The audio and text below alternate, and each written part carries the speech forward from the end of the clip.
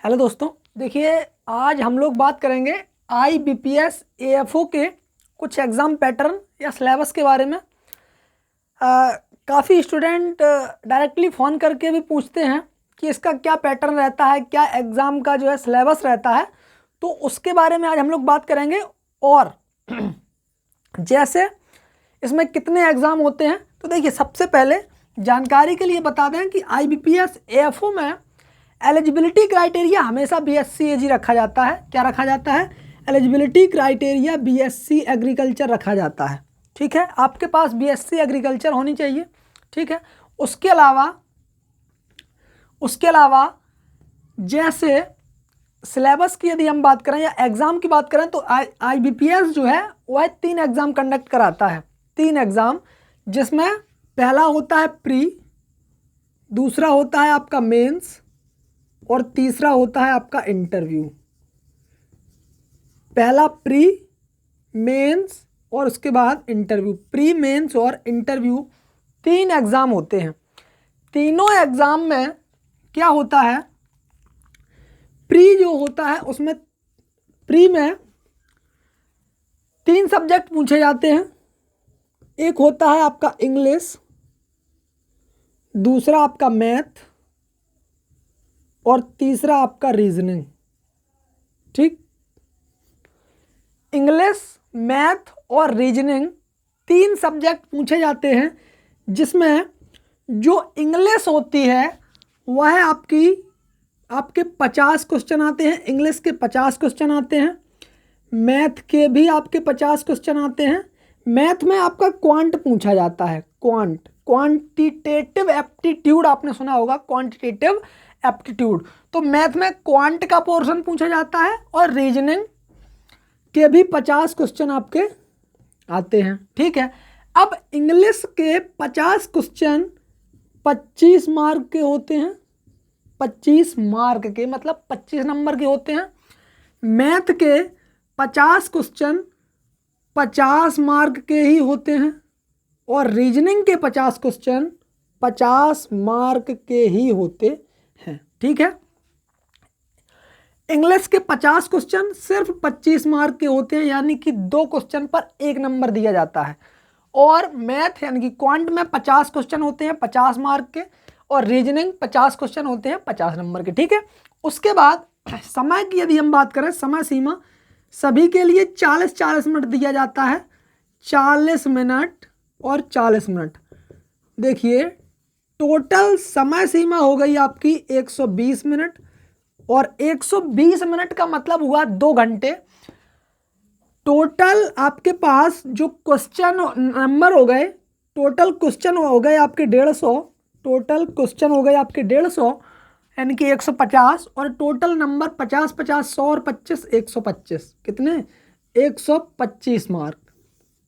ठीक है, 125 मार्क का पेपर होता है। 150 क्वेश्चन होते हैं, जिसको आपको 120 मिनट में क्लियर करना होता है, 120 मिनट में कंप्लीट करना होता है। ये तो हो गया प्री का सिलेबस। ठीक है, प्री का कुछ स्ट्रेटजी इस प्रकार से होती है। बात करते हैं मेंस के बारे में। ये तो हो गया आपका प्री का पोर्शन। उसके अलावा बात करते हैं मेंस के बारे में। तो मेंस जो होता है वह आपका टोटल एग्रीकल्चर बेस्ड होता है। टोटल आपका एग्रीकल्चर बेस्ड होता है। इसमें आपका एग्रीकल्चर पूछा जाता है और एग्रीकल्चर में क्या क्या पूछा जाता है उसके बारे में बात कर लेते हैं। जैसे एग्रीकल्चर में आपके जितने भी मेजर सब्जेक्ट होते हैं और माइनर सब्जेक्ट होते हैं, उन सभी से क्वेश्चन पूछे जाते हैं। फॉर एग्जाम्पल, जैसे सबसे पहले एग्रोनॉमी से ही क्वेश्चन आता है। एग्रोनॉमी, सॉइल साइंस, तीसरा हॉर्टिकल्चर,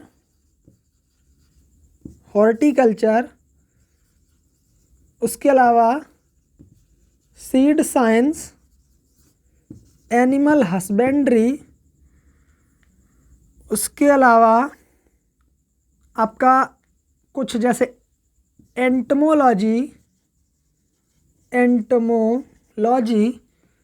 और अगला आपका पैथोलॉजी, वीड साइंस, उसके अलावा जनरल एग्रीकल्चर और करंट अफेयर्स,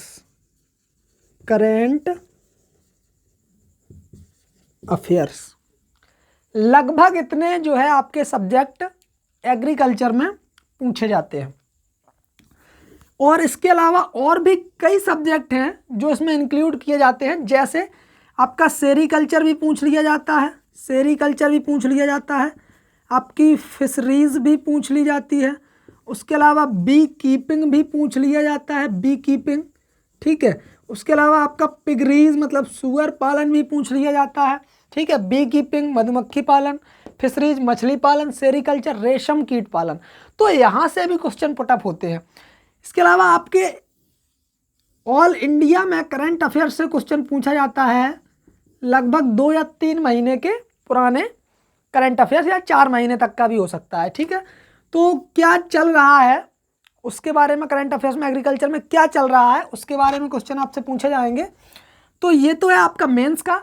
अब एग्रीकल्चर से टोटल क्वेश्चन आते हैं 60। कितने टोटल एग्रीकल्चर से क्वेश्चन बनते हैं? 60।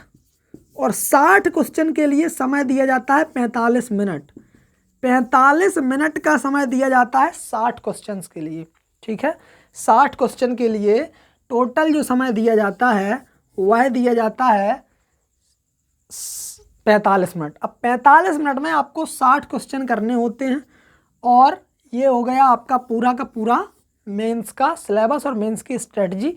इसमें भी कई भाग होते हैं, कई टॉपिक होते हैं, तो उनको जो है जैसे ही आप एग्रोनॉमी पूरा ख़त्म करेंगे, सॉइल साइंस, तो क्वेश्चन यहाँ से IBPS AFO में एक चीज़ क्लियर कभी आज तक नहीं हो पाई कि कौन से सब्जेक्ट से कितने क्वेश्चन पूछे जाएंगे, किस सब्जेक्ट से कितने क्वेश्चन पूछे जाएंगे। हो सकता है एग्रोनॉमी से 8 क्वेश्चन आ जाए, हो सकता है एग्रोनॉमी से 2 ही क्वेश्चन आए, हो सकता है सॉइल साइंस से 1 क्वेश्चन आ जाए, हो सकता है सॉइल साइंस से 10 क्वेश्चन आ जाए। मेजर और माइनर सब्जेक्ट में यही है कि हो सकता है कि माइनर सब्जेक्ट जैसे आपका सेरीकल्चर, बी कीपिंग, फिशरीज है, पिगरीज है, उसके अलावा सीड साइंस है, ठीक है। इसके अलावा आपका इरिगेशन एंड वाटर मैनेजमेंट भी हो सकता है, फॉरेस्ट्री भी हो सकता है। तो ये जो आपके सब्जेक्ट हैं, माइनर सब्जेक्ट जितने भी हैं, इनसे एक्सटेंशन और इकोनॉमिक्स भी आता है, एक्सटेंशन और इकोनॉमिक्स भी आता है। तो ये जो माइनर सब्जेक्ट हैं, हो सकता है इनसे क्वेश्चन आपका 1 या 2 भी आ जाए, और 1 या 2 किसी किसी सब्जेक्ट से 1 भी क्वेश्चन ना आए, और किसी किसी सब्जेक्ट से 8 से 10 क्वेश्चन आ जाते हैं, या 15 क्वेश्चन आ जाते हैं, या 5 क्वेश्चन आ जाते हैं। तो अभी तक IBPS AFO ने कोई ऐसा फंडा नहीं बताया जिससे हर एग्ज़ाम में वह अपना पैटर्न बदलता रहता है। हर एग्ज़ाम में प्रत्येक साल प्रतिवर्ष वह क्या करता है, एग्रोनॉमी से 4 क्वेश्चन, 5 क्वेश्चन, 6 क्वेश्चन, हॉर्टिकल्चर से 2 क्वेश्चन, 3 क्वेश्चन, इस प्रकार से क्वेश्चन का जो है आपका पूरा का पूरा फंडा बदलता रहता है। तो अब वो डिपेंड करता है कि आपको जो है सभी के सभी सब्जेक्ट अच्छे से पढ़ने होंगे और अच्छे से तैयारी करनी होगी। IBPS AFO का यही जो है आपका सीधा सीधा सिलेबस रहता है। मेंस आपका प्री हो गया, मेंस हो गया, और इंटरव्यू में सीधे सीधे क्वेश्चन आपसे पूछे जाते हैं। जैसा कि आप एग्रीकल्चर में जैसा कि एग्रीकल्चर आप किस जगह से आते हैं, ठीक है, किस एरिया से आते हैं, वहाँ पर कौन सी क्रॉप्स की जाती हैं, कौन सी क्रॉप को ग्रो किया जाता है, कौन से आपके इधर कौन से ऐसे एग्रीकल्चर सेक्टर में ऐसे क्या प्रोग्राम चलाए जा रहे हैं, ठीक है, और कुछ आपकी बैंकिंग जानकारी भी, उससे कुछ फैक्ट पूछ लिए जाते हैं, ठीक है। तो यही है आपका इंटरव्यू, मेंस और प्री, 3 एग्जाम देने पड़ते हैं जिससे आपका IBPS क्लियर हो जाता है, ठीक है।